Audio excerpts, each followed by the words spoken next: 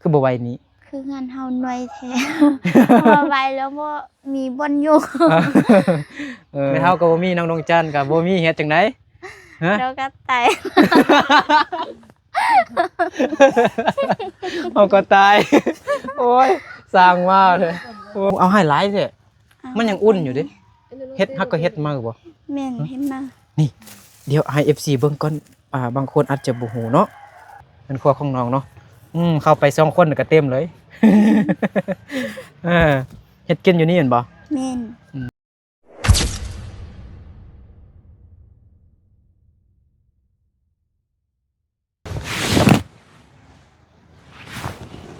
ทักทายสบายดีพี่น้องเบิดสุขูสู่คนเด้อยินดีต้อนรับเข้าสู่ช่องบ่าวนึกเผาไพรเส้นเก่าเหมือนเคยตอนนี้บ่าวนึกอยู่บ้านห้วยแกงเมืองสยบุรีแขวงสยบุรี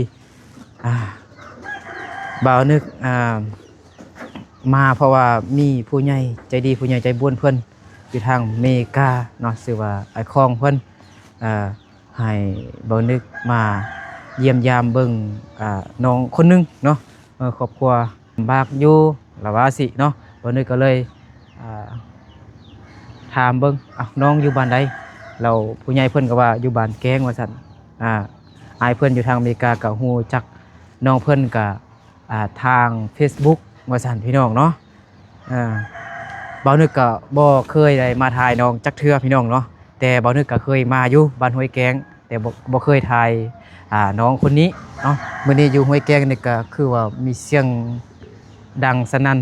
พี่น้องเนาะก็เจ้าตัดหญ้าอนามัยหั่นนะเพราะว่าสิฮอดบุญกินเจียงแล้วพี่น้องเนาะบุญประเพณีของคนมงหั่นนะเสียงดังตัดหญ้าพารัวพาฟื้นพี่น้องเนาะ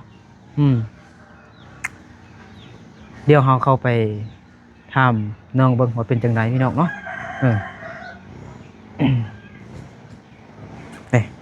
หอเฮือนที่อาศัยของน้องพี่น้องเนาะได้ยินว่าอยู่กับแม่ว่าซั่นพี่น้องเนาะพอบ่อยู่แล้วว่าซั่นสบายดีแม่สบายดีโดยเฮ็ดหยังนะฮะเฮ็ดเวียกหยังนี่นะเว้าภาษาลาวได้บ่บ่ฮู้ความลาวโดยบ่เป็นหยังผู้ใดสัตว์มาเขาเสร็จว่าทำอะไรเดี๋ยวทำให้หนูโดยบ่เป็นหยังบ่นั่นก็ได้เขารวมสบายดีล่ะโดยอยู่นำกันจักคนน่ะ3 คนมีผู้ใดเนี่ยมีแม่มีใครมีน้องมีแม่มีอายมีน้องพ่อได้ซั่นพอเสียแล้ว พ่อเสียแล้วพ่อเสียได้จักปีแล้วล่ะแม่อีตัวไอ้จะชมหนออีสงดอกก็อยู่อีตัวไอ้จะชมเนาะแต่ตัวอีส่งเพียได้จักปีแล้วล่ะปีเดียวส่งเพียตอกหลีโอปีกายนี้ติดไม้ก่อนน้องซื้อหยังก่อนเดี๋ยวติดไม้ก่อนงูบ่นิบนี่ไปบ่นั่งนี่บ่ น้องซื้อว่าได้แล้วน้องซื้อว่าซื้อดวงจันทร์น้องดวงจันทร์จักปีแล้ว15ปีแล้วยังเข้าโรงเรียนอยู่บ่หรือว่าออกแล้วออกแล้วออกมาช่วยแม่เฮ็ดให้ออกมาเฮ็ดให้คิดว่าออกโรงเรียนมาช่วยแม่เฮ็ดเฮือน เฮ็ดให้เนอะแล้วน้องเข้าโรงเรียนฮอดป.หยังม.หยังป.5ซื้อป.5จบป.5จบเดือนแล้วบ่ได้จักปีแล้วได้4ปีแล้วบ่5ปีแล้วบ่2 ปีน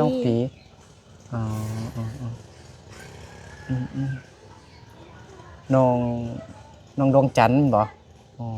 น้องดวงจันทร์มันมงหยังมงว่ามงวื้อหรือมงว่าบ่มงว่า FC บางคนก็ที่เป็น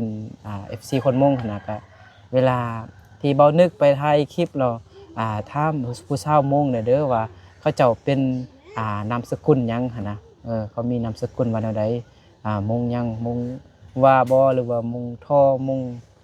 วือยังมันมีหลายนามสกุลพี่น้องเนาะอืมแล้วมื้อนี้นี่อยู่กับแม่บ่ แม่น อายเด้ ไอไปลิ้นละติ อายไปลิ้นแล้ว อืม บุญกินเจียงกันบ่ บ่ได้เฮา บ่ฮอดเทื่อมื้อใดซั่นน่ะ แล้วเฮาจะไปลิ้นแต่ว่า มื้ออื่นบ่ เออ อ๋อโดย เพิ่นน้องก็มีไฟอยู่บ่ มี อ๋อต่อนำเข้าบ่ แม่น อืมอันนี้มันเฮือนครัว อืม โอ้เฮือนครัวสู้ชีวิตแท้น้องดวงจันทร์ บางคนนี่เขาบ่ได้เฮ็ดเฮือนครัวต่างหากก็เขาจะเฮ็ดดังไฟอยู่ครึ่งกลางเฮือนเลย แต่ว่าเฮือนน้องดวงใจนี่จะเฮ็ดเฮือนครัวออกมาทางนอกนี่เนาะ แม่น บ่ให้ควันไฟเข้าเฮือนหลายเฮือนน้องจักปีแล้วเฮือนน้องนี่นะ ประมาณ10ปลายปีแล้วเด้ โอ้10 กว่าปีแล้วอืมบ่มีผู้นำพาบ่มีพ่อก็อาจจะยังยากอยู่เด้แล้วอายได้จักปีแล้วอายน้องนะ ประมาณ16 17 โอ้ยังอายุยังน้อยอยู่ยังเป็นเด็กน้อยอยู่บ่มีผู้นำเนาะน้องก็เฮ็ดให้เฮ็ดสวนนี่ก็ได้หลายอยู่บ่เฮ็ดให้นี่ได้จักเป่าได้เข้าจักเป่าปีนี้ได้จัก บ่ เป่า ได้ไล่ได้เตเสาไปเป่าซื้อ บ่ได้เสาไฟเป่าซื่อๆเพราะว่าแม่ก็น้องส่งคนซื้อไอไปเรียนแล้วแล้วก็ส่งคนเฮ็ด อายไปเวียง ไปเวียก ไปเวียกหยัง ไปเฮ็ดเวียก ไปหาเงินบ่ โดยนะ ปีนี้น้องดวงจันทร์เฮ็ดให้ได้เขา20 กว่าเป่า20 กว่ากระสอบแม่นบ่ แม่น แล้วเฮ็ดหยังเลยเฮ็ดสวนบ่สวนมักเดือยสวนขิงสวนมันต้นบ่ บ่เฮ็ดเฮ็ด เฮ็ดแต่ เขา ให้ ซื้อ อ๋อมีแต่สองคนเฮ็ดซื่อๆเนาะ ม แม่กับน้องดวงจันทร์แม่นบ่ แม่น อายนี่ไปเฮ็ดเวียกไปหาเงิน แม่น ไปหาเงินแบบใด โอ้โห นะบ่ได้ทำอาย บ่ เอ้าอายไปหาเงินได้บ่แต่ละเดือนได้ฝากให้น้องบ่ได้ฝากให้แม่บ่ ได้ เดือนละเท่าใด ประมาณ2-3ล้าน อ๋อฝากให้พ่อแม่ฝากให้พ่อฝากให้แม่กับน้องดวงจันทร์ล้าน2ล้าน อืม อ๋อโอเคพาอายเข้าไปนั่นได้บ่ ได้เขาไปแม่ เข้าไปแม่ เป็นหยังไปสบายดีแม่ตื่มเทื่อนึงสบายดีย้ายชงโดย แม่ได้แม่ซื้อว่าจังไหนอนุญาตทำแม่ก่อน แม่ซื้อก็เบจานเนาะ แม่ซื้ออาจี น้องเบ้า ซื้อเบ้าเบ้าแม่จักปีแล้ว เจ้าชงเนาะ ไปเจ้า 30ปลายฮะ ไปเจ้าไก่ 30ปลายปี 30ปลายปีอ๋ออีออเปเปอิหยังก็เปเจ้าอิหยัง เป็นเจ้า ไปเจ้าไก่ เปเจ้าเตอเตอมันปลายมันเนาะ 30ปลายแล้วอุ้ยน้องดวงจันทร์บ่ได้ได้เอาไฟเถอะเนาะมีแต่ต่อนำเข้าเนาะแม่นบ่ แม่น โอ้เดือนหนึงนี่เท่าใดล่ะ ประมาณ เดือนหนึงนี่ค่าไฟนี่ 50 แพงบ่ฮะ4-50 เอาไปใจเขาเข้าซื้อแล้วเขาใจ ได้ได้ ใจเขาเข้า โดยน้องนอนอยู่ไส นอนถ้าไอมาแล้วนอนอยู่นี่ นอนนำแม่อยู่นี่ อืมแล้วถ้าอายบ่มาแล้วนอนอยู่ไส นอนอยู่นี่ นอนอยู่นี้เบิ่งบ่น้องนอนนะนอนอยู่ซาดเลย เออบ่มีผ้าเสื้อบ่หน่อย บ่มี มานี่เออศาสตร์ก็สู้ชีวิตแห้งครับหมด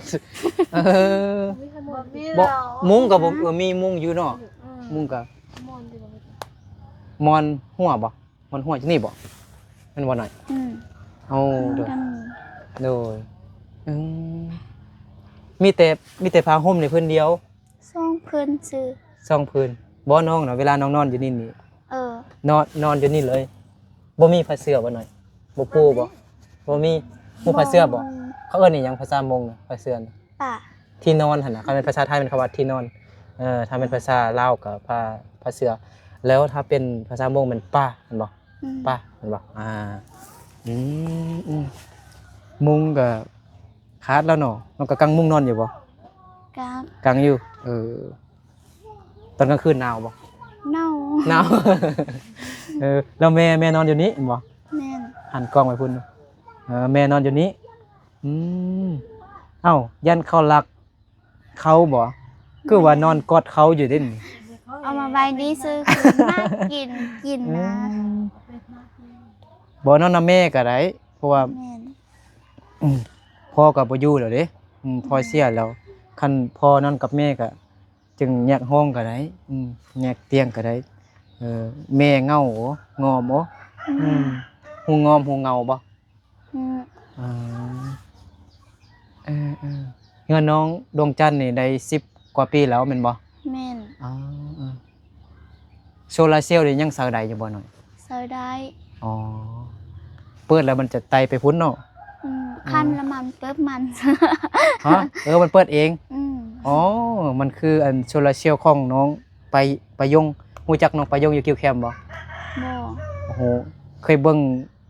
ช่องอ้ายบ่ เคย อ้ายชื่อหยัง บ่ เคยเบิ่งช่องอ้ายอยู่ เคยเบิ่งแต่ว่าลืม ลืม หัวแซ่บแท้ หัวสะใจเนาะเอออืม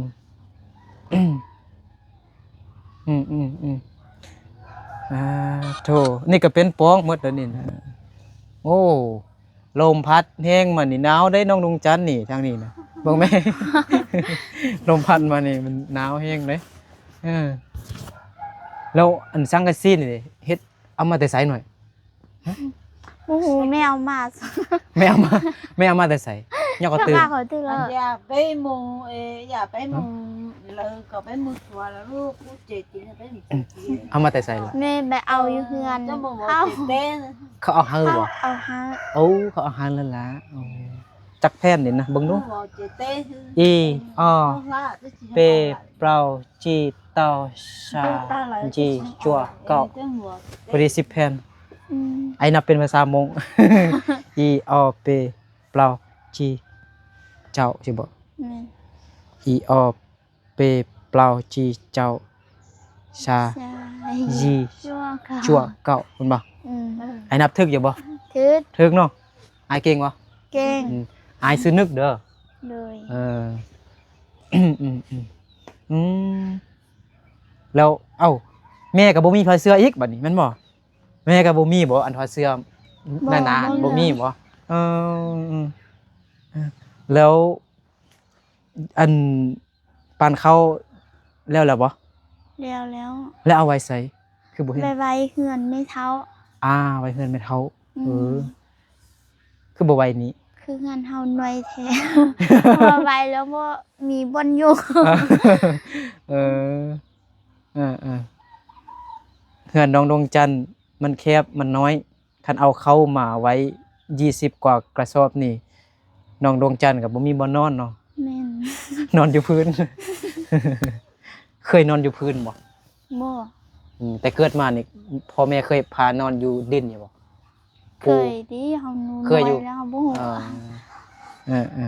คือน้องไม้เด้น้องไม้ห้วยสะแงมฮู้บ่ บ่ฮู้ บ่ฮู้นะคนเบิ่งน้องไม้นี่คลิปหนึงอัน900,000พุ่นเด้คนเบิ่ง900,000 คนพุ่นเด้แต่ตอนนี้อ้ายบ่ได้ไปหาน้องแล้วน้องบ่ฟังความอันนี้ใครได้บ่หน่อย ประตูนั่นบ่นี่ ได้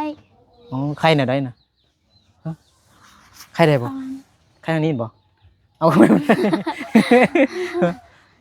มัดอันนี้ไว้บ่ มันเลี้ยง บ่เป็นหยังจังนะแจ้งดีอยู่บ่กินข้าวกินน้ำแล้วบ่สองแม่ลูกนี่ กินแล้วเฮ็ดหยังกิน เฮ็ดไข่ ไข่ อืม เฮ็ดแนวใดกินเมนูหยังเฮ็ดแนวใดคั่วหรือว่าต้ม ขัว คั่วใส่น้ำมัน อืม น้ำมันพืชน้ำมันหมู น้ำมันพืช น้ำมันพืชลูกมานี่เบิ่งหนึงก่อนพาFC ผู้ใหญ่เพิ่นเบิ่งเนาะให้ มาสัมภาษณ์น้องก็ทำทุกทีทุกบอนแหละอ่าเป็นหมอเป็นถ้วยบ่วงอีหยังนี่บ่ขาดได้ติมีล่ะเนาะ มีแล้ว บ่มีแต่คนคล่องใจเนาะ แม่น เข้าใจบ่ ไอ้ว่าอีหยังก็บ่ขาดแล้วเป็นหมอถ้วยบ่วงสามอีหยังกะละมังมีหมดแล้วบ่ขาดแต่คนคล่องใจขาดแต่บ่มีแฟนหั่นแหละ ขาดแต่ผู้บ่าวหั่นบ่ น้องจันทร์15 ปีแล้วประมาณจักปีนี่จึงสิเอาผัวนี่ บ่ฮู้ บ่ฮู้ อืม บ่มีคนเอา บ่มีดี อืมเดี๋ยวสิถามน้องคืนก่อนอายซื้อหยังก่อน อายซื้อหยัง เล่มด ไอ้เว้าเมื่อกี้น่ะไอ้แนะนำซื้อแล้วเด้ไอ้ซื้อนึกลองเว้าหมู่ดู ชื่อไอนึก แม่น เออ อ้างรูปงามแท้รูปผู้ใดนี่น่ะ เอ้ย เอื้อยหว่า โดย เอ้าเอื้อยอยู่ไสตอนนี้น่ะ เอ้ยไปเอาพ่ออยู่ห้วยสำออ อ๋ออยู่เมืองเพียงพุ่นเนาะ แม่น ว่าแม่นไดไสยะเอาเนาะเมืองไสยะมันขึ้นกับเมืองไสยะแม่นบ่เมืองสำออนน่ะอันนี้เอื้อยว่ะเอื้อยคือน้องจันทร์แท้มาเบิ่งบ่ดูงามเนาะน่าฮักเนาะเอื้อยคือบ่เอารูปไปซั่นน่ะ บ่ฮู้ บ่ฮู้ให้พ่อให้แม่กับน้องดวงจันทร์เบิ่งเนาะเวลาคิดฮอดเอื้อยก็เบิ่งรูปเอาเนาะ แม่น นี่บ่ใครหน่อยยังบ่ ยัง ไอ้นึกยักเขาเด้เฮ็ดให้ไอ้กินได้บ่ ได้ และสิเฮ็ดเมนูหยังให้ไอ้นึกกิน บ่ฮู้ ก็คว้าซื้อข้ามบ่คว้าแล้วก็ กินดิบก็ได้บ่กินดิบได้บ่ บ่ฮู้ ไอ้ยอกซื้อบ่เป็นหยังไอ้กินข้าวแล้วนี่เนาะเฮือนน้องดวงจันทร์เนาะมุงหญ้าฟ้าไม้เหียเนาะอันนี้เป็นมุงหญ้าฟ้าไม้เหียแท้ๆพี่น้องเนาะอันนี้ก็เป็นไม้เหียเด้กับมุงหญ้าเด้สิแม่นมุงสังกะสีกระเบื้องนี่สารเอาเนาะอยู่บ้านห้วยแก้งนี่ส่วนมากนี่เขามักสารเอาเนาะคันอยู่ห้วยสะแงมเนี่ยเขาจะซับอันไม้ไผ่ไม้สร้างไม้ฮุกกันนะแล้วก็จะเฮ็ดเป็นไม้ฟากเลยตั้งใส่ฮู้ไม้ไผ่บ่ ฮู้ เขาซับแล้วก็ เขาจะไปสีม่วง นั่นแล้วก็จะตั้งเอานะแต่อยู่เขตหมู่บ้านของน้องดวงจันทร์มันเขาเจ้าจะตัดไม้เหียมาพี่น้องเนาะนี่เหียมาแล้วก็ซับคือกันแต่ก็เขาสานเอาพี่น้องเนาะก็งามดีเมื่อนั้นก็เคยทำน้องไปเยี่ยแล้วอยู่พุ่นเนาะน้องไปเยี่ยก็ว่ามันงามเขาจึงเฮ็ดอันนี้ว่าซั่นเนาะแม่ก็บ่มีผัดเสือเนาะเคยอึดเขาบ่เลย อืม เคยอึดเขาบ่ เคย เคยอยู่คันบ่มีเขากินแล้วต้องเฮ็ดแนวใด ไป ไปลัก อืม บ่แม่นได้แนวใดจ้ะนะ ไป ฮะ ไปข้อนำในเท้า เอาไปข้อนำแม่เฒ่าถ้าสมมุติแม่เฒ่าบ่มีเด้น้องก็บ่มีเนี่ยต้องเฮ็ดแนวใด ไปซื้อ ไปซื้อ หาเงินไปซื้อ ถ้าสมมุติบ่มีเงินแม่เฒ่าก็บ่มีน้องดวงจันทร์ก็บ่มีเฮ็ดจังไดฮะ แล้วก็ไต่ เอาก็ตาย โอ้ยสร้างมาเลยโอ้ยอันนั้น ยังนี่ บ่กินหยังแทนข้าวเลยบ่กินมันต้นฮู้มันต้นบ่ ฮู้ ซาลีฮู้บ่ ฮู้ น้องว่าภาษาลาวเก่งอยู่พี่น้องเนาะเข้าใจอยู่น้อง สร้างมาเลยมีเขาวกินก็ตายว่าซั่นคือบ่กินมันต้นหรือว่าข้าวโพดซาลีนี่แทนเขาหน่อย บ่ เป็นหยังถ้าสมมุติเฮาก็บ่อยากตายเด้ซั่นน่ะ ต้องกินอีหยังแทนเขาเคยกินอย่างอื่นแทนเขาบ่ บ่ พ่อแม่พา เขาก็ กินบ่ฮะ เข้ากับผาใช่ปะ ตอนนั้น ตอน เคยกินมันบ่ เขา ขุดเอามัน ด้วย นั่นนะลองทำแม่ดูบางทีน้องบ่ฮู้ทำแม่หรือแม่พากินหยังแทน เขา เขา บ่ได้กินมันแต่ว่าได้กินซาลีกับเขา อ๋อซาลีกินซาลีกับเขา ตอนเขามีเขาน้อยแล้วเกาซาลีไปเฮ็ดกับเขากิน อ๋อปนใส่กันเนาะได้หลายแม่นบ่ แต่ว่าเฮ็ดตอนพอเขายังอยู่แล้วซื้อเดี๋ยวนี้เขาก็กินเขาปกติ อ๋อ พ่อเดี๋ยวไอ้เขาทำเป็นยังพ่อคือเสียน้อยอายุหลายแล้วบ่พ่อจักปีหรือว่าเป็นพญาธิ เป็นพยานเด็ก บ่สบายบ่ อืม ฮู้บ่เป็นพญาธิอีหยัง บ่ฮู้ โอ้โห ฮู้ มันเจ็บ แต่ว่า ท้อง บ่ เจ็บอีหยัง ฮู้ เป็นไรมักเจ็บท้องนะ อืม มักเจ็บท้องแล้วก็เจ็บกระเพาะมักเจ็บกระเพาะได้เพราะว่าถ้าอยู่เขตชนบทเนี่ยเฮาบ่ฮู้ อะไรมันเปื้อนอหย่างต่างๆหั้นนะอันไหนควรเฮ็ดบ่ควรเฮ็ด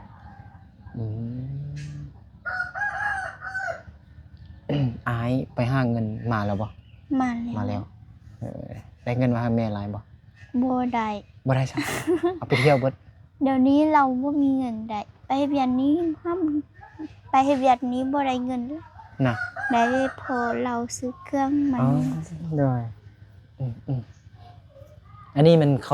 าเปลือกหรือเขาซ่านหน่อยนี่นะ เขาซ้ำกับ ลูกมันเขาซ่านบ่เขาซ่านหมดบ่นี่ เขาเหนี่ยวเขาเจ้า เขาอันนี้เขาวเหนี่ยวเขาวเจ้า อันนี้เขาวเหนี่ยว อืม อันนี้ข้าวเจ้า แม่น อ๋ออันนี้เดี๋ยวเขายังไงนะ เขาเหนี่ยวดี อ๋อนี่นะเนี่ยเขายังไง คือ เขาซิ้น ไอซีอันนี้เด้เขาซิ้น อันนี้ ซิ้นให้นะ สิ้ ซิ้นน้องบ่ แม่ ซิ้นแม่วะ นี่ อ๋อบ่มีเป่าใส่ไว้บ่ทง บ่ ใส่ มี อยู่เทิงนี่แม่นยังหน่อย เป่ามั้ยยัง เป่า เป่ายัง เป่าไปซื้อเขา อ๋อเป่าละลาบ่โอ้ เป่าละลา ใส่เป่าอืม ไอ้มันน่ายานดี ดูให้เขาดิ น่าจะเกิดเนี่ย หาชิ เขาป่า ข้าวปลา แม่น เฮ็ดหยัง เนี่ยยังเขาเตือนนะยังอ่ะตัวเนาะ ให้เฮาเบิ่งติ ไม่อยากเชื่อ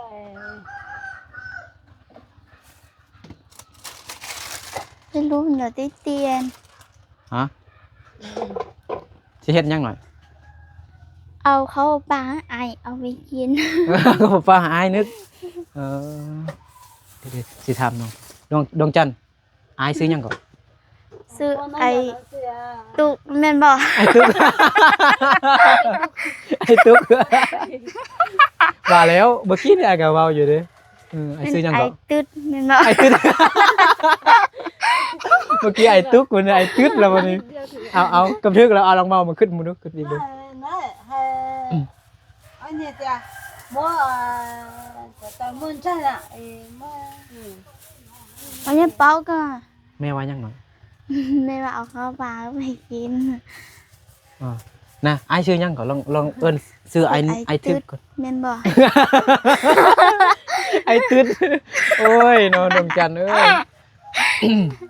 ลืมตลอด น่าลืมตลอด บ่อินเมื่อกี้ถึงแล้ว ลองกำทึกแล้วลองมาอีกดู ต้นนอนน่ะ ขอบใจเด้อ เลย ขอบใจเด้อพระเจ้าโอ้เอาให้หลายเด้อมันยังอุ่นอยู่เด้เฮ็ดฮักก็เฮ็ดมาบ่ แม่นเห็นมา เดี๋ยวให้ FC เบิ่งก่อนบางคนอาจจะบ่ฮู้เนาะลาจับไม้ไปดึงก่อนน้องจันจับไม้ไปดึงจับทุกอย่างโอ้ยังอุ่นอยู่เด้แม่ฮักก็เฮ็ดมา แม่เฮ็ดบ่หรือว่าคนอื่นเฮ็ด เมเฮ็ด เฮ็ดจังไดมีโคกตำอยู่บ่ ตั เอาโอ้ย2อันเอาไว้ตัวนึงก่อนให้ FC เพิ่นเบิ่งนี่ให้ผู้ใหญ่เพิ่นเบิ่งบางทีผู้ใหญ่เพิ่นอาจจะซื้อข้าวปลาช่วยน้องได้เงินแล้วก็ซื้อขนมกินนี่เนาะเบิ่งได้บ่ได้เฮ็ดได้เนาะนี่ข้าวปลาพี่น้องเนาะเฮ็ดจากข้าวนี่แหละพี่น้องเนาะตำข้าวเหนียวเนาะ แม่น ตำข้าวเหนียวเล็กๆแล้วก็ใส่อีหยังได้หน่อยใส่อีหยังลงไปเด้อหรือว่าบ่ใส่หยังเลย บ่ใส่ ตำข้าวเหนียวละ แม่น ตำเหนียวๆแล้วก็เฮ็ดเป็นฮูบแปรกลมๆจังซี่แม่นบ่ แม่น แม่หาก็เฮ็ดมื้อนี้แม่นบ่ แม่น ยังอุ่นอยู่พี่น้องเนาะยังฮ้อนอุ่นอยู่แม่เว้ายังเมื่อกี้นี้ ไม่ว่า แม่ว่าหยังแ เด้อ ไปไทยบนเฮาต่ำเขา อยู่ไสไกลบ่หน่อย โมอยู่คนละลายหันกี่หันซื้อ อ๋อ เขายังต่ำ ไปเบิ่งไหนวะ ดี ไปเบิ่งไปไปอันนี้ฝากไว้นี่ก่อนเด้อ แล้วไม่ใช่เหรอรู้นี่เอlàรู้ดัดตัวอยู่อะ เนาะบ่นั่นก็ได้บ่นั่นก็ได้เดี๋ยวแม่เด้อบ่เป็นหยัง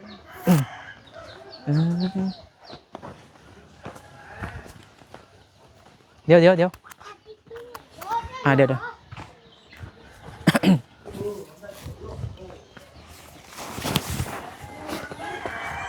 มาเบิ่งโอ้ยสบายดีอ้วยจิมักทั่วโดยแม่เฒ่าเพิ่นกำลังสินึ่งมักทั่วบ่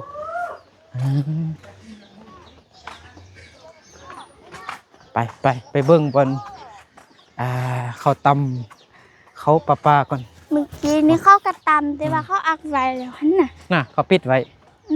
ข้องผู้ใดข้องเฮาบ่หรือว่าข้องรวมหน่อยฮะ คงทุกคน ข้องทุกคน ก็ข้องรวมหั่นล่ะเนาะอยู่ใส่ฮะไปไกลแท้ อยู่ โอ้ นี่ ตำอยู่นี่บ่ฮะอ๋ออยู่นี่บ่ ไปจีมือหาเขา ฮะนี่บ่โอ้ย เขาอักแล้ว นี่นะ เขา อัดไว้ ตำไปแล้ว สบายดีเด้อผู้บ่าว เด้อเข้าตำหน่อยได้มันอยู่ทางลุ่มมันบ่ แม่น อ๋อเอาเบิ่งบ่ได้เนาะมันหนักมีหลายคนอันนี้เป็นไม้ยังนี่เขาเฮ็ดนี่ไม้ดูบ่ บ่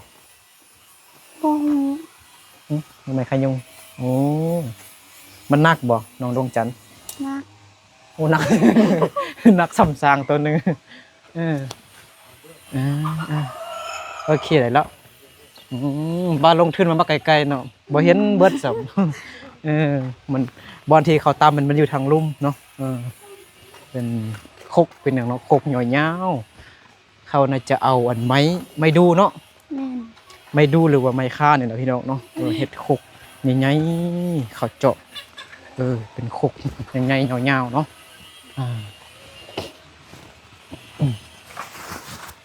อายซื้อยังก็ ซื้อไอ้ตึดแม่น ไอ้ตึ๊ดเอ้าบอกแล้วเมื่อกี้ยังชื่อไอ้ตึ๊ดอยู่เก่าไอ้ซื้อนึกเด้อ ไอ้นึก ชื่อไว้เด้อจากนั้นไอ้สิทํไอ้สิทวนขึ้นเด้โอ้มักเขือเขาหลายเนาะไปขายขนมให้เด็กน้อยนิดนึงอ่ะ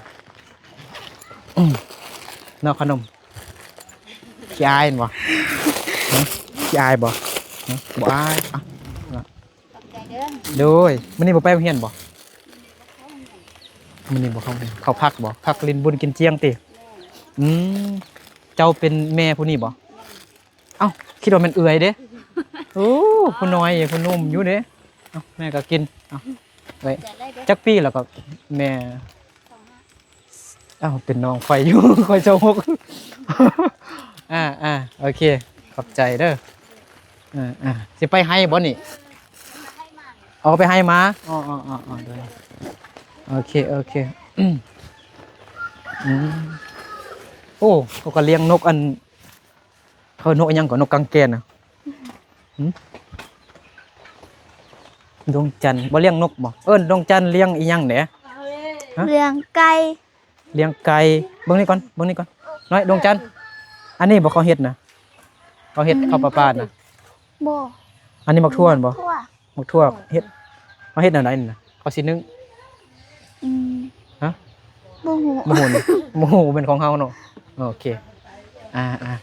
น้องดวงจันทร์ก็เลี้ยงเป็ดเลี้ยงไก่อยู่บ่ เป็ดบ่เลี้ยงแต่ไก่ เลี้ยงแต่ไก่หลายบ่ บ่ไล่ บ่หลายจักตัว มี2-3ตัว 2-3ตัว ได้ไปลิ้นหมดเลย เลี้ยงหมูอยู่บ่ บ่เลี้ยง บ่เลี้ยง แม่น โอ้ยไตเติ้นพี่น้องเนาะบ่มีผู้นำพ่อบ่อยู่ที่นอนก็อาจจะเย็นๆหนาวๆจักหน่อยเด้อเมื่อคืน เลี้ยงหมูอยู่บ่หน่อย เขามีเท้าซื้อ ของแม่เฒ่า แม่น อ๋อน้องดวงจันทร์เลี้ยงแต่ไก่เห็นบ่ แม่น บ่เลี้ยงผู้บ่าวได้บ่ บ่ โอเคเข้าไปในเฮือนแล้วก็ได้เดี๋ยวเบิ่งเฮือนครัวของน้องดวงจันทร์ก่อนนี่เฮือนครัวของน้องเนาะเข้าไป2คนก็เต็มเลย เฮ็ดกินอยู่นี่เห็นบ่ แม่น จักหน่อยเฮาคาไก่น้องดวงจันทร์กินได้บ่ ได้ คาหายนึกกินได้บ่ ได้ ได้อยู่ตัวใหญ่ล่ะบ่ ได้แล้ว ใหญ่ส่ำใด เอาแม่ ฮะเอาแม่มัน ลูกมันตัวน้อยเอาแม่มัน ไอ้ลองใจซื่อเด้อเป็นหยังไอ้ซื้อหยังก็ ไอ้นึดแม่นบ่ ยังเอาบ่ถึกเทื่อ ไอ้นึด นั่นนึดอยู่ไอ้ซื้อนึก นึด สระอึกลองว่ามาดูนึก นึด บ่แม่นนึดบ่แม่นบ่แม่นตัวดอเด็กทางท้ายเป็นตัวกอไก่นี่นอนกกอไก่สระอึอ่านว่าจังได๋ ไอ้อันว่านึดแม่นบ่ บ่คันนึดแม่นตัวนอนกดอเด็กสระอึแม่นนึดคันนอนนกกอไก่สระอึจึงว่านึกให้สินึก นึด ลองว่าอีกดูนึก นึด แม่แอบเบิ่งอยู่ แม่แอบเบิ่งอยู่ปอง ไอ้นึก ไอ้นึด ยังมาบ่ถึกเด้อนึก นึด นึก นึด นึกคิด นึก นึ คิ ด ด คิด นึกคลิปนี่ บ่คิดอย่างคลิป เดี๋ยวอยู่นี่หน่อย อยู่ไหนก็ได้อยู่ไหนก็แจ้งบ่อยู่ไหนนะนั่งอยู่นี่ก็ได้หน่อยมานั่งเรียนภาษาลาวให้น้องดวงจันทร์ก่อน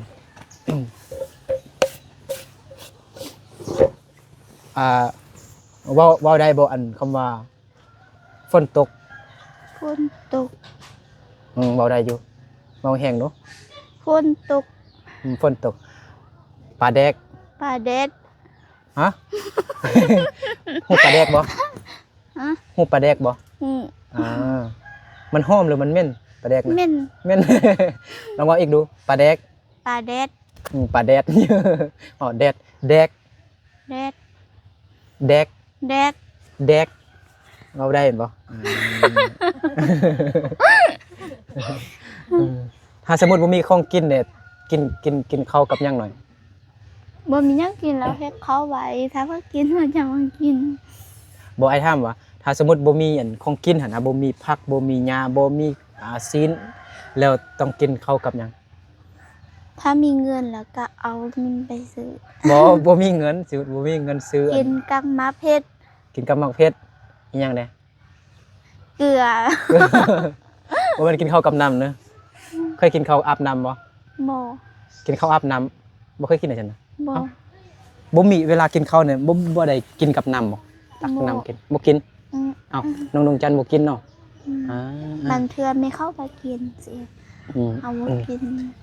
แม่น้องยังชื่อแม่น้องอยู่แม่น้องชื่อเบ้าบ่ แม่น นั่นบัดน้องยังบ่ชื่ออ้ายจ้ะอ้ายชื่อหยัง ไอ้นึดแมันว่า ไอ้นึดกับไอ้นึดจ้ะ คือว่าบ่ได้ ไอ้บ่ทันซื้ออันของกินมาสั่งมีแต่ซื้อขนมมาให้เด้อเอา เข้าใจ โอ้ยเอา เดี๋ยวไล่แห่ ให้ไล่เถอะให้ไล่เถอะบ่ไล่เถื่อสำนี้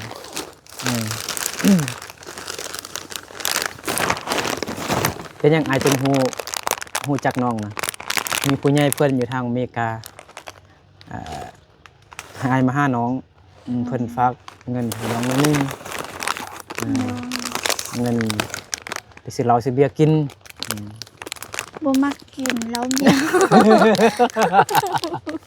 มากินเหล้าเบียร์ไอ้เพิ่นอยู่ทางอเมริกาเนาะไอ้เสือไอ้คองเสือไอ้คองเด้อฝากเงินให้น้องล้านหนึงเด้อ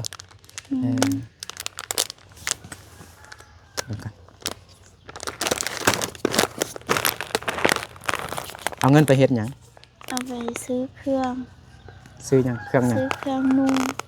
ได้ยินผู้ใหญ่เพิ่นว่าน้องอยากได้สุดอยากได้หยังก็ สุดโมง ได้สุดมง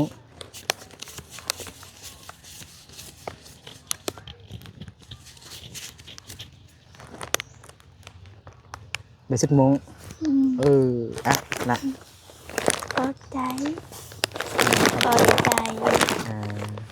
อวยพรเป็นอยู่บ่อวยพรให้เพิ่นอยู่ดีมีแห้งสุขภาพแข็งแรงบ่ได้บ่ บ่ซัง อ่ะ เว้าแต่ว่า เว้า ไอ นบก่อนจังซี่จับเงินบ่ตัวต้องฮะน้องปิ้นนะไปพุ่นโอ้ยมีห้องยางใส่มีห้องยางบ่แม่เอาให้แม่เอามาเอาเนี่ย ย่างเอาไป เอาขนมไว้ก่อนบ่เอาเงินจับไว้เงินบ่ต้องพับเด้อน้อยเด้อต้องเฮ็ดให้มันซื่อๆไว้เด้อแล้วก็อวยพรให้ผู้ใหญ่เพิ่นเด้นบมืองามๆจังซี่ นี่ เด้อเอาเงินฝากไว้นี่ก็ได้ มีวะ เด้อนบเด้อเว้าอวยพรหน่อยนึงได้บ่เว้าหยังก็ได้ขอบใจผู้ใหญ่เพิ่น บ่ฮู้ เว้าเป็นภาษามงก็ได้เว้าภาษามงได้บ่ ได้ ว่าเจ้าอีหยังก็เว้าไป โอ้เจ้าก็บ่แย่เจ้ากูล่ะ หมดแล้ว หมดแล้วเดี๋ยววันหน้าจึงไอสิสอนให้เด้อไอสิบอกมื้อนี้แม่นไอนึกมาครั้งแรกไอนึกก็สิอวยพรแทนน้องดวงจันทร์ก่อนเนาะอวยพรผู้ใหญ่เพิ่นเอายังมืองามๆล่ะยังมืองามๆเนาะอวยพรให้ผู้ใหญ่เพิ่นจงอยู่ดีมีแรงสุขภาพแข็งแรงความเจ็บอย่าได้ความไข้อย่าให้มีให้ร่ำให้รวยขอให้เพิ่นอายุมันคนยืนเนาะเอาให้น้องดวงจันทร์สามีก็ขอให้มันไหลกลับคืนไปหาผู้ใหญ่เพิ่นเป็นหมื่นเป็นแสนเป็นล้านเท่าเด้อสาธุเด้อสุดมงเท่าใดหน่อย ประมาณช่วงลำไป เฮ้ยอันนี้มีแต่ล้านเดียว ที่พ่ออยู่บ่ ช่วงตอนหนูไปท่านแล้วช่วงลำเจ็ด โอ้2 ล้าน 7เอาตัวทึกก็ได้ติหน่อยตัวทึกก็มีอยู่นั่นบ่ เอาตัวทึกก่อนก็ เดิ ได้ นมันโซแหง ฮะตัวทึกแล้วมันโซ่แฮง อ๋อตัวแพงแล้วมันบ่โซ่บ่ เหมาะโซธรรมดาบ้ามักเฮามักซึก อ๋อน้องบ่มักโซ่บ่ซั่น บ่ อืมโซ่ให้ผู้บ่าวเบิ่งจักหน่อยได้ก็ได้ ตอนเฮายังบ่ทันมีเงินหลายหั่นน่ะก็โซ่ก่อนก็ได้แท้อันตัวทึกเรามันโซ่คันตัวแพงแล้วมันบ่โซ่แม่นบ่ แม่น ตัวเป็นกระโปรงบ่หรือจังไดตัวเป็นกระโปรงเท่าไหร่ โอ้โห จะเป็นกระโปรงมันจะมีอันตัว มันก็ มีแพรทางน้ำมา บ่ฮู้แหละเข้าค่ายบางคนก็ค่ายประมาณลำห้าลำเจ็ดนั้น เอา กาเก่าเส้นลำหนึงหัน เดี๋ยวเอ้าแม่มานั่งอยู่นี่ก็ได้โอ้แม่มือชอบเบิ่งอยู่แต่พองแล้วแม่นั่งอยู่นี่ได้ปะ แม่เจ้าน้องแม่ แม่ขี้อายนะ ไอ้ดี โอ้แม่น้องดวงจันทร์ขี้อายอยู่ว่าซั่นพี่น้องเนาะ แล้วก็อยู่ละใครหรอ แม่กำลังล้มเพราะนั้นคิดว่าล้มอายอยู่บ่แม่น แม่กำลังล้มโทรศัพท์อยู่คันน้องไปหาเงินเดี๋ยวไปหาเงินแบบใด ใช่แล้วนะ ยังบ่ฮู้เทื่อ ที่ผ่านมานี่สมมุติน้องอยากมีเงินเซานี่น้องต้องหาวิธีใดต้องไปรับจ้างบ่หรือว่าไปเฮ็ดแนวใดหั่นนะไปรับจ้าง ไป อยู่ไส ไปเฮ็ดให้เข้าแล้วเข้าหลังเงินให้ อ๋อ ไปจ้างนำไทบ้านนี่แหละแม่นบ่ แม่น อ๋อมื้อเท่าใดหน่อย มือเส้นเจ็ด มื้อแสนเจ็ดแสนเจ็ดก็ประมาณ200กว่า290บาทพี่น้องเนาะหรือว่า300นี่ล่ะต่อมื้อต่อวันเนาะไปเฮ็ดหยังเรียกหยัง ไปเฮ็ดเขากับมาเดือยไปตักมาเดือยหัน อ๋อไปตัดลูกเดือยไปตัดเขา แม่น คือว่าตัดเขาไอ้บ่เคยได้ยินตัดเขาเกี่ยวเขาติ ไป อื เกี่ยว มเกี่ยวเขาตัดหมักเลื่อยเกี่ยวเขาหักข้าวโพดแม่นบ่ แม่น อ่า อืมเมื่อยบ่ เหนื่อย อืม แต่ว่าเฮาย่านได้เงินแล้ว คิดว่าเงินแล้ว บ่ไหว แล้วคือเงินแล้วก็มีกำลังใจเนาะแต่แรงเขาได้เงินแล้วน้องเอาเมื่อยบ่มีกำลังใจเหมือนบ่ แม่น อ่าทับก่อนเด้อน้องดวงจันทร์เด้อคันผู้ใหญ่เพิ่นบ่บอกไอ้นึกก็บ่ฮู้จักน้องไอ้บ่เคยถ่ายน้องเด้ผู้ใหญ่เพิ่นแนะนำมาให้มาผู้ใหญ่เพิ่นฝากเงินให้ไอ้นึกนี่มาสัมภาษณ์น้องมาเยี่ยนเบิ่งน้องแล้วก็เอาเงินไปให้น้องเล็กน้อยเอาไว้ซื้ออีหยังก็แล้วแต่น้องเอาให้น้องแล้วซื้อเหล้าซื้อเบียร์มื้อแลงเขาซื้อเหล้าซื้อเบียร์น้องเงินนี่เนาะ อืม บ่ มื้อนึงไอกับน้องก็สิไปไสเนี่ยไปซื้อไก่มาเฮ็ดนี่หั่น ฮะซื้อไก่มาเฮ็ดหยัง ให้ซื้อไก่มาเฮ็ด เฮ็ดควัน อืม มัดแขนผูกคอต่อแขนโอเคเนาะอายมาใกล้แฮงเด้ อายุใส่ อายนะ อืม อายอยู่ต่างประเทศนะ อ๋อ อายอยู่ไทยพุ่นเด้ อืมคื ไก่ อ บ่ มาไก่แท้ แม่นอายมาใกล้แท้มื้อนี้อายน่าจะกลับบ้านบ่ได้แล้ว มืด อ๋อ ต้องเฮ็ดแนวใดฮะอายกลับบ่ได้เด้นี่ตอนนี้ต้องเฮ็ดแนวใด แล้วก็ไอกับได ก็อายกลับได้ฮะอายนอนเฮือนบ่ได้ว่าซั่น ได นอนอยู่ไสนอนอยู่นี่ หมอน อนอยู่ไส เอาไปนอน เอาไป อยู่ สิเอาไอไปยังไงนี่สิเอาไป เออเออน้องหัวตลกดีเลยไอนอนอยู่ไสเอาไอไปนอนอยู่ไส ไปนอนเฮือน นอนอยู่บ่อนไหน อยู่บนน้องนอนแล้วน้องจะนอน กับแม่ อืม แม่นบ่ไอยอกซื่อๆเด้อไออยู่ก็อยู่ไสยะนี่ล่ะไออยู่บ้านห้วยเพาะไกลบ้านห้วยสะแงมไป เคยได้ยินห้วยสะแงมบ่ เคยไปบ่ เคย เคยไปห้วยเพาะบ่ ไปห้วยพรแล้วไป ห้วยเพาะบ่ห้วยบ่แม่นห้วยพวนเด้ห้วยเพาะห้วยพวนมันต่างหากอายุห้วยเพาะ เออ แต่ตอนนี้อายุบ้านของแฟนไหนแล้วอยู่ นี่บ่ได้แม่นเมียไอวะ ฮะ ไอคนนี้ล่ะ บ่แม่นน้องสาว เออคิดว่าแม่นเมียไอย อกชื่อแฟนนายเด้อมีอายเด้อ แล้วแฟนนายมันอยู่บ้านดุงร่วงเมืองเพียงพุ่นตอนนี้ไอ้นึกก็อยู่เมืองเพียงพุ่นไอ้มาไกลไอ้ยอกไอ้ลองใจซื่อๆว่าไอ้คองถ้าสมมุติไอ้นึกกลับบ้านบ่ได้นี่ไอ้นึกขอนอนไอ้ขออาศัยจักคืนนึงนำครอบครัวน้องได้บ่สินะ อ๋อ ได้เนาะบ่ ได้ ได้ให้ลองใจซื่อๆเด้อนั่นแหละให้กลับก่อนเด้อ โดย ไปบ๊ายบาย ไม่ ไปเลยจะมาไอ้มื้อหน้าไอซิมาลินน้ำอีกเด้อโดยเดี๋ยวแม่ไปนึงก่อน ไม่เอาเขาพา เอาอันไม้หายกัน เมื่อเจอ กักไว้ก่อนดูโอเคเนาะโอ้ได้ของฝากของตอนนำน้องดวงจันทร์เนาะน้องดวงจันทร์มีคนนิสัยใจคอดียิ้มแย้มแจ่มใสเนาะหัวเราะเนาะนี่คือเงินของน้องเนาะอยู่นำการ3คนเนาะมีเมียมีอายมีน้องดวงจันทร์เนาะอายก็บางมือบางคืนก็บ่ได้อยู่เนาะไปเที่ยวน้ำหมู่ที่ก็ไปหาเงินหั่นนะก็มีแต่2คนอยู่นี่ห้องนอนมอนมุ้งผ้าเสื้ออีหยังก็บ่มีพี่น้องเนาะถามน้องดวงจันทร์เมื่อกี้ว่าหนาวบ่เมื่อคืนหนาวแห้งว่าซั่นเนาะผ้าเสื้อก็บ่มีหั่นนะถ้าเป็นทางไทยนี่ก็เอิ้นว่าที่นอนพี่น้องเนาะมีแต่อันผ้าห่มเนาะมีแต่ผ้าห่มเนาะ ตาอีต้นแฮงพี่น้องเนาะแต่ก็ดีแนวหนึงที่ยังมีไฟฟ้าอยู่พี่น้องเนาะต่อมานำเข้าอ่าน้องดวงจันทร์น่าจะบ่ได้ถามน้องเนาะน้องก็ห้องน้ำนี่น่าจะบ่มีเทื่อเบิ่งนี่เนาะตามที่บ่นึกสังเกตเบิ่งแล้วบ่มีแต่คอกหมูพี่น้องเนาะวันนี้ก็น้องก็เอาข้าวปลาให้พี่น้องเนาะ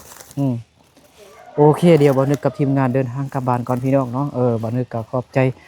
ขอบคุณแทนน้องดวงจันทร์เพิ่นเนาะที่ผู้ใหญ่เพิ่นฝากเงินให้น้องจำนวน1 ล้านกีบพี่น้องเนาะบ่นึกก็ดีใจแทนน้องดวงจันทร์เนาะขอบใจขอบคุณผู้ใหญ่เพิ่นเนาะอยู่ทางอเมริกาหลายๆเด้อเนาะถ้าผู้ใดเนาะอยากมาช่วยน้องเนาะผู้ใดอยากมาช่วยน้องเติมอีกเนาะมีน้ำจิตน้ำใจจิตใจศรัทธามีจิตใจศรัทธาอยากช่วยเหลือน้องเติมอีกก็สามารถติดต่อหาบ่าวนึกได้เนาะบ่าวนึกเป็นสะพานยินดีเป็นสะพานบุญให้ทุกคนทุกท่านเด้อเนาะโอเคเอาสำหรับคลิปนี้บ่าวนึกก็ขอเดินทางกลับบ้านก่อนเนาะเราพอกันในคลิปต่อไปเด้อสบายดี